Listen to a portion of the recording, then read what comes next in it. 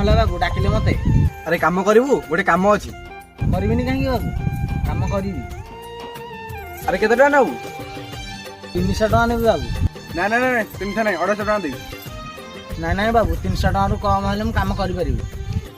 ଆରେ ତୁ ଗରିବ ମୂଲିଆ ହେଇକି ମୋ ମୁହଁ ଉପରେ ଜବାବ ଦଉଛୁ? ଶଳା ଗରିବ ଏଇ ବାଲି ମାଟିରେ ଖଟିକି ମରିବ।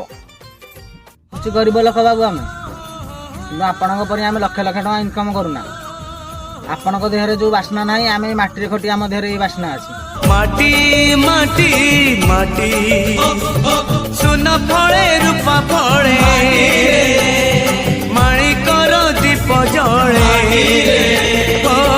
ଏ ମାଟିର ଦେହ ଛୁଇଁ କହେ ସପନର ନଈ ସେ ନଈର କୂଳେ କୂଳେ ଜୀବନର ଗଛ ଡାଳେ।